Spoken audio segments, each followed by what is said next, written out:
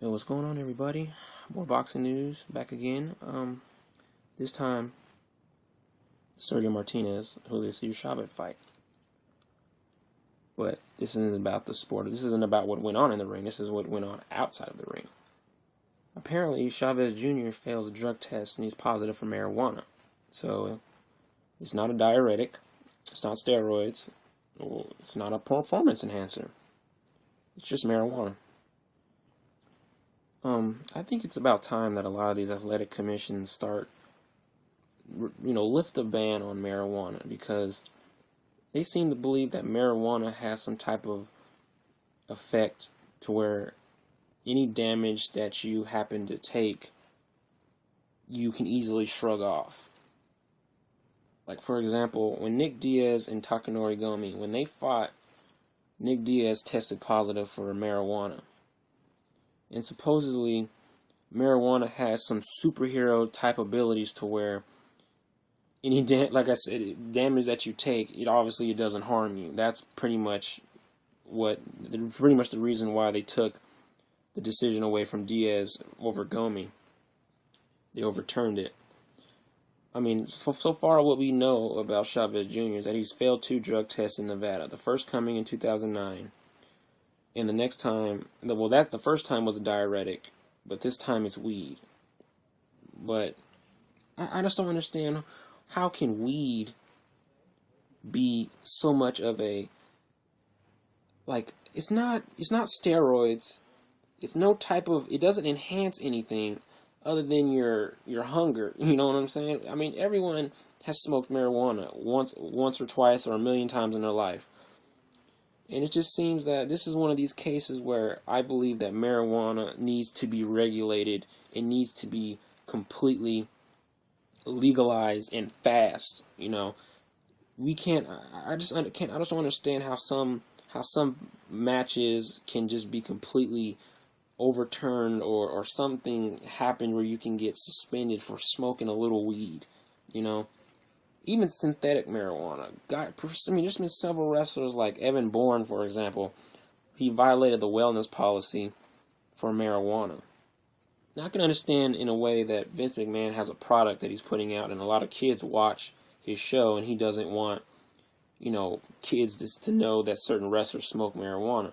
But at the same time, these wrestlers aren't putting themselves out there to be role models. Sure, John Cena, The Rock, and Stone Cold may be the greatest, some of the highest grossing wrestlers in the business, but that doesn't necessarily make them role models by default. Hell, you have a lot of actors who smoke marijuana, but yet everyone treats them like they should be role models. Like Natalie Portman, for example. I mean, a lot of things that she's done, it doesn't necessarily mean that just because girls want to be like Natalie Portman, and she does something foul in her life, like getting pregnant by the guy who taught her how to do ballet in Black Swan, should automatically mean that, oh, she's a bad person. Oh, you don't want to be like Natalie Portman. All this other bullshit. It's utter chaos when it comes to marijuana and its taboos. I just find it really, really retarded. Even though it's a second offense, more than likely Chavez is going to be suspended for a year.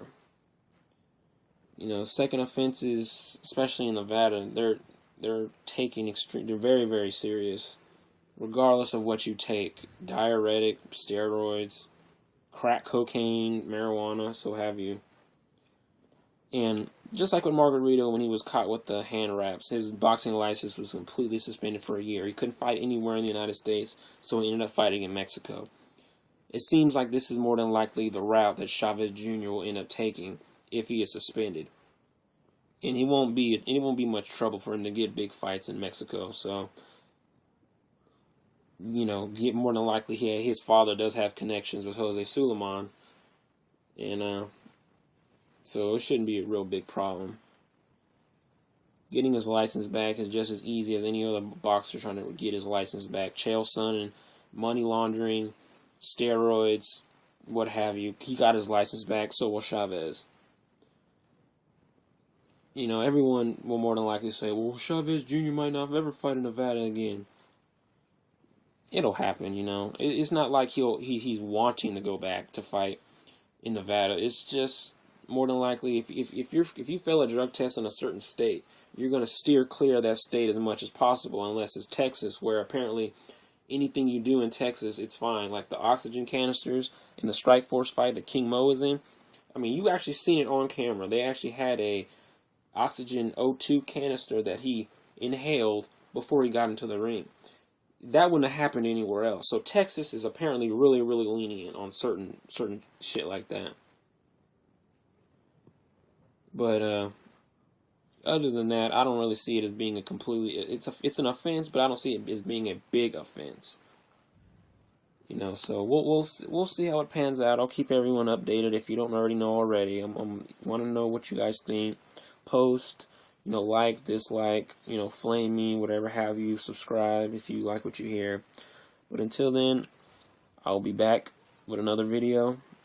Everyone take it easy. Peace.